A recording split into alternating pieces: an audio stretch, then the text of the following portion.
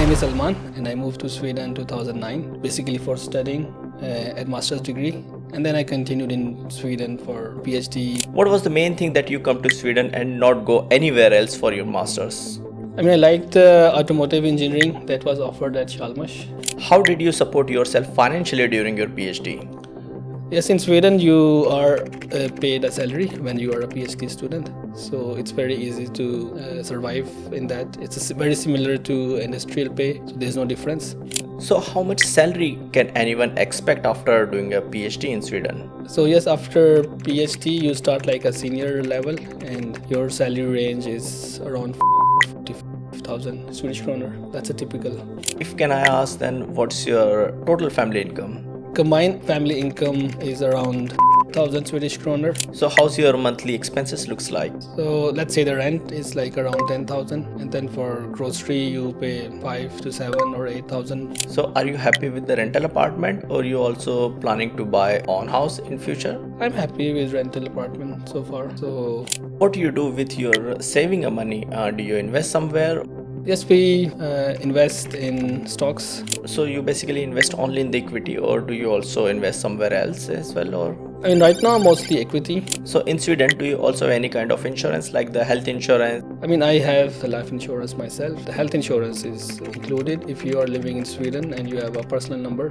But I also have taken out the unemployment insurance. So are you also feeling that you are fallen in the lifestyle inflation? So as you said, you change your iPhone like every 2 to 3 years, then all the gadgets. So do you really feel that you are stuck in the lifestyle inflation? I think so, somewhat. I am stuck in new iPhone, new things, a new car every 2-3 years. So new destinations for trips. So yes, I think so. So what was your worst and the best financial decision so far? Best financial decision I think I have done is. Now welcome to our new podcast series, and today we have one special guest with us, and I would like to welcome Salman here. Hi, welcome to this podcast channel. Thank you for inviting me. Yeah. And nice to be here. First of all, can you tell me something about yourself, how you come to Sweden and how you grow yourself in Sweden? My name is Salman and I am originally from Pakistan, and I moved to Sweden in 2009 basically for studying at master's degree, and then I continued in Sweden for PhD, for other continuously working here. So yeah, that's my short introduction. Yeah, that's so nice. And how was your professional journey in Sweden? If you can tell me something in the timeline.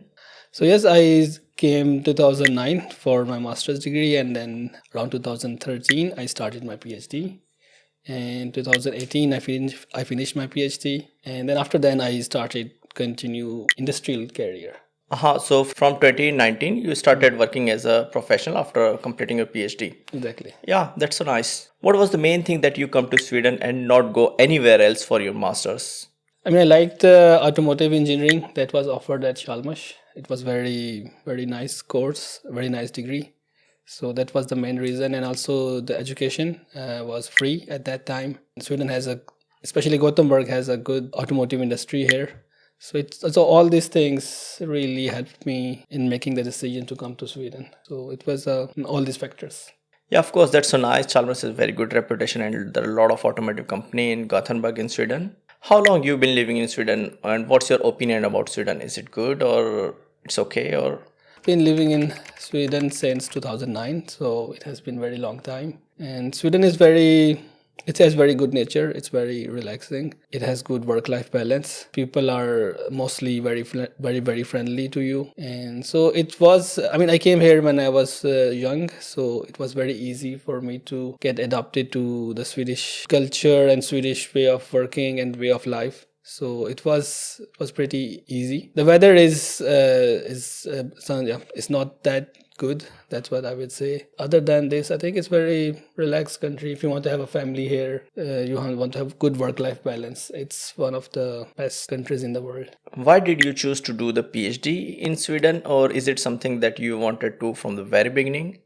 I had in my mind to do PhD, but it was offered. I was at Salman doing my master thesis, and then between my master thesis and my PhD, there was a project that I did. So I was naturally very close to academia with professors. So I was offered the PhD, and I thought this is a very good opportunity. Yeah, so it just became step by step from my master's degree, master thesis to PhD. How did you support yourself financially during your PhD?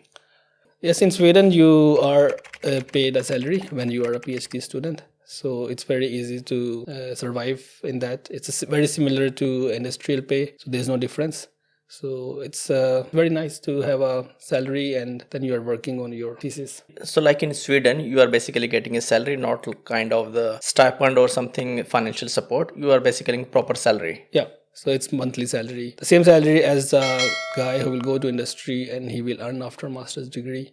It's similar to that kind of salary range. Yeah, that's so nice that you get a proper salary in your PhD and not kind of the financial support. Yeah, so that's very nice. So in Sweden, after the PhD, is it very easy to get a job or you need to still struggle or compete with the other master students?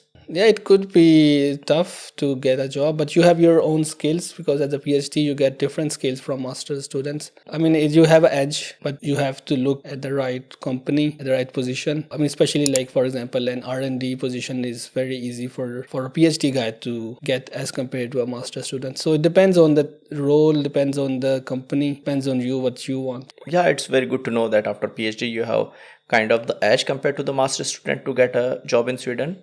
So, how much salary can anyone expect after doing a PhD in Sweden? So yes, after PhD, you start like a senior level, and your salary range is around 40 to 45,000 Swedish kroner. That's a typical.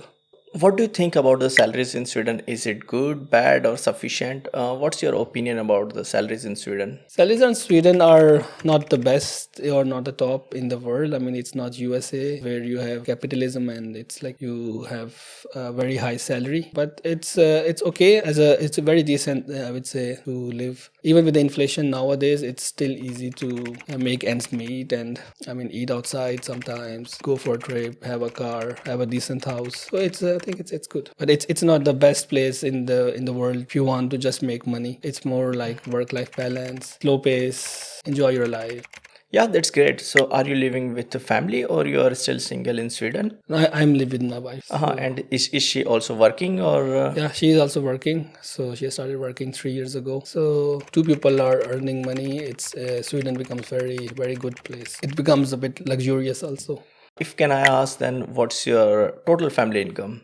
Combined family income is around 100,000 Swedish kroner. This is before tax. In Sweden, we have high taxes. So you can count 35% taxes from this. Yeah, that's great that you are having a very good family income in Sweden. But I want to ask, do you follow any monthly budgeting system or do you just spend whatever comes in? We are used to, okay, these are our bills that goes monthly and this is our grocery and this is our like saving and trip money. So we haven't done any like sitting in Excel and doing it, but we have just like we do it normally. Yeah, so basically you just spend whatever comes in. Yeah.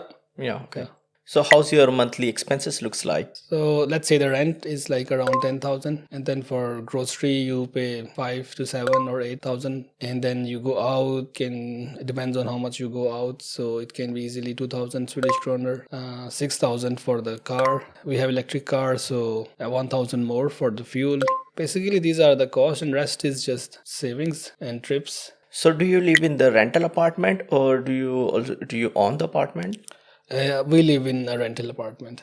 So are you happy with the rental apartment or you also planning to buy own house in future? I'm happy with rental apartment so far. So not decided yet, but maybe in future. You also mentioned like you have also the car expenses. Is it like the leased one or you own the car? It's a lease. It's a company lease. Do you think it's really necessary to have a car in Sweden? Because the public transportation is very good, especially in Gothenburg. Yeah, public transportation is good, but I think it's good to have car with the family, with groceries. Once you have a kid, and then very nice to have a car. I think it's not must, but I would say it's very good to have a car. What do you do with your saving of money? Do you invest somewhere? Yes, we invest in stocks. We have Avanza, which is a trading platform. It's very good. That's I think our main area where we invest. So you basically invest only in the equity, or do you also invest somewhere else as well, or? I mean, right now mostly equity. Also thinking about real estate back in my country, but I'm not exactly sure about this. Yeah, so right now you basically invested 100% in equity. So in equity, do you buy the direct stock, or do you invest through some kind of fund, or how it looks like? Mutual funds, that is where, I mean, I have been doing direct stocks, but recently I'm now moving towards mutual funds. It's more relaxed for me. So when did you start investing, or like when you made your first investment? It was in pandemic time when the markets were crashing, and one of my friend, he really recommended me to invest. This is how I started. Yeah, that's so nice. Yeah, it was indeed very good time to invest. So in the investment, do you follow any kind of the investing principle like the assets allocation, or do you just simply invest through the funds? And not right now, I just simply invest in funds. Yeah, and do you also have kind of any liabilities, like kind of any loans in Sweden? No, I haven't taken any loan in Sweden. So in Sweden, do you also have any kind of insurance, like the health insurance? I mean, I have the life insurance myself. The health insurance is included if you are living in Sweden and you have a personal number. Good. And also, I've taken out the unemployment insurance. So that's good. If you get unemployed, then you get paid for a year. That's a good buffer.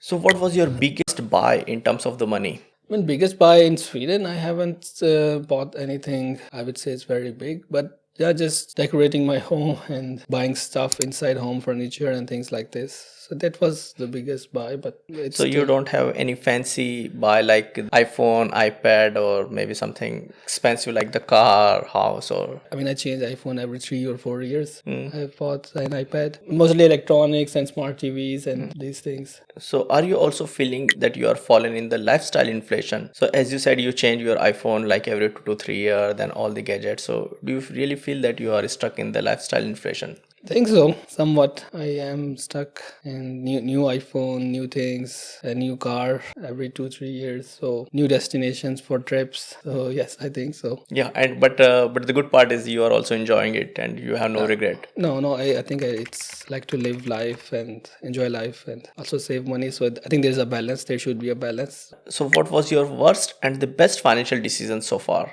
Best financial decision I think I have done is I'm living in a rental apartment and investing in stocks, and I don't have any worse in my mind. So do you think your mindset around the money is changed after coming to Sweden compared to what you have in your home country? Yes, I think in our home country it's more capitalist society and it's like work more and do more and all the time more. But here in Sweden it's more like, okay, this is your life and this is your lifestyle. Be happy with what you have and enjoy other parts or other things in life. So are you also planning to live for the long term in Sweden, or you're also considering to moving out of Sweden, maybe somewhere in Europe or maybe your home country? I mean, I haven't decided even if I want to live in Sweden for long or if I want to move out of Sweden. I haven't decided it completely. So are you also believe in the early retirement in Sweden? What's your opinion about that? I would say I'm more interested in financial freedom. So once you have that, you can decide you want to work in Sweden for long or you want to retire. But financial freedom is where I want to put my focus on. Yeah, but not really the retirement. I mean, it's connected, but it's not really connected. You can have freedom and you can, if you like a job, and you can still work. Yeah, thank you very much for sharing your thoughts, and it was really a great interaction talking to you, and we get a lot of insights. Yeah, thank you very much. It was very nice talking to you. Yeah, thank you. Thank you, everyone. Hope you enjoyed it and learned something from it.